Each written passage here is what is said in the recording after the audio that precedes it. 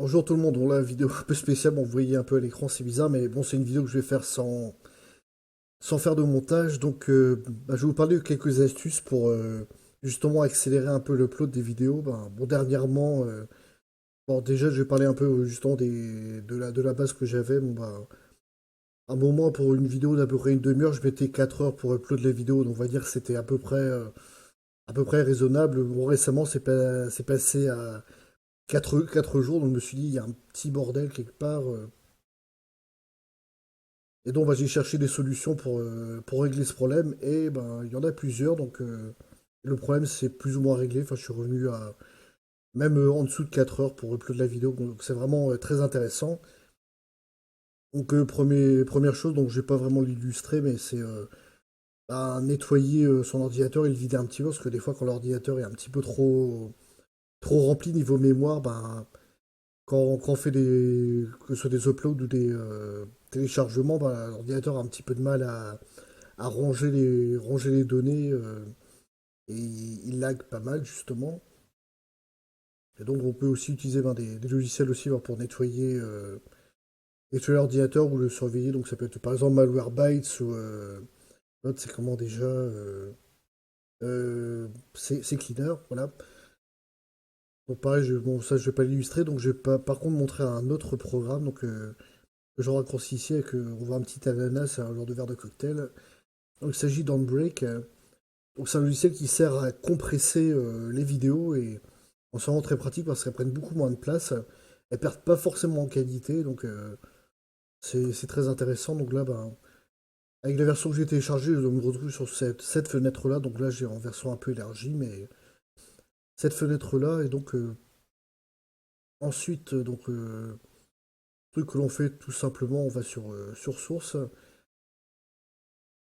Donc là, on peut sélectionner un dossier, mais bon, c'est pas ce que je fais. Je prends juste une single vidéo. Donc là, je suis dans mes données gaming, là. Donc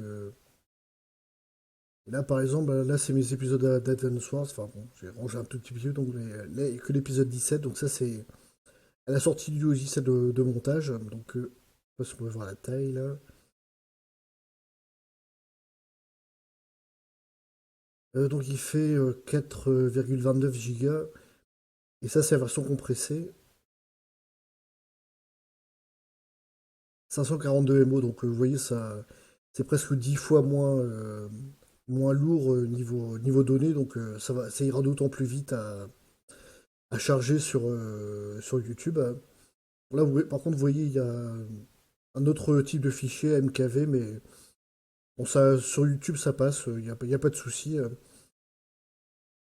Et que dire de plus? Donc, ouais, par exemple, on va prendre cet épisode 17. Bon, je l'ai déjà fait, mais bon. Bon, là, on voit, il est ici, donc ils indiquent la durée du fichier, donc 49 minutes et quelques. Ensuite, ça, bon, ça, j'ai pas touché. Après, bon, je suis resté vraiment très basique, hein. Il y a sans doute des trucs qu'on peut modifier. Après, à vous de voir en tâtonnant, hein. Donc ensuite, on va dans Destination. Donc, hop, on browse. Donc là, c'est là où on veut enregistrer le truc. Donc là, on voit par exemple déjà cet épisode 17. Après, oui, il propose MP4 ou MKV. Je sais pas si on peut changer ça justement ici. Non, il propose que MP4 ou MKV a priori. Donc on va l'appeler.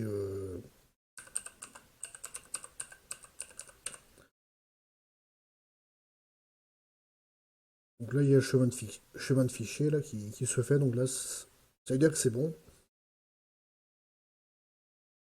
Et donc ensuite, pour lancer ça, c'est la touche Start ici.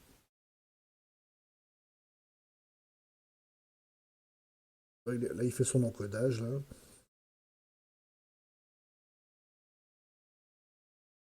Bon, l'opération prend un tout petit peu de temps, mais bon, voilà, pour une vidéo d'environ 50 minutes, ouais, ça prend à peu près 10 minutes, un truc comme ça. Enfin,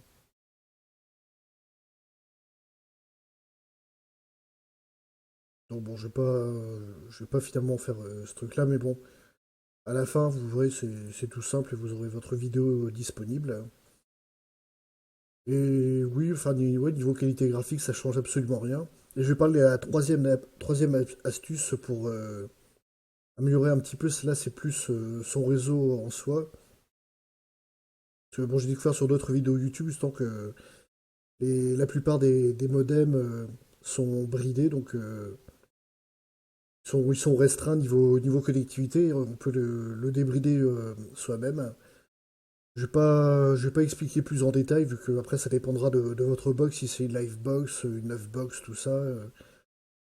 Renseignez-vous, mettez débridage Neufbox par exemple, et vous allez trouver des vidéos ou des renseignements. Et vous allez pouvoir augmenter quand même pas mal votre débit aussi.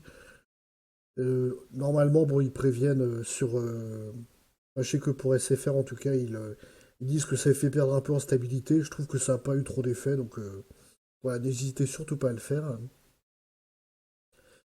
Voilà, donc c'était tout ce que je voulais dire. Bon, c'était juste pour aider un petit peu ceux qui pourraient être un petit peu dans la galère. Et bon, je sais qu'il y a plein d'autres vidéos comme ça. Bon, ça copie un petit peu ce que les autres ont fait, mais en compactant un petit peu, voilà.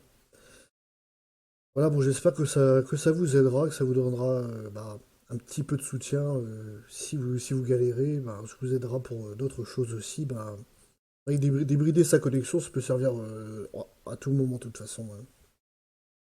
Voilà, bon, moi je vais vous laisser là et on se retrouve pour une vidéo gaming prochainement. Allez, salut!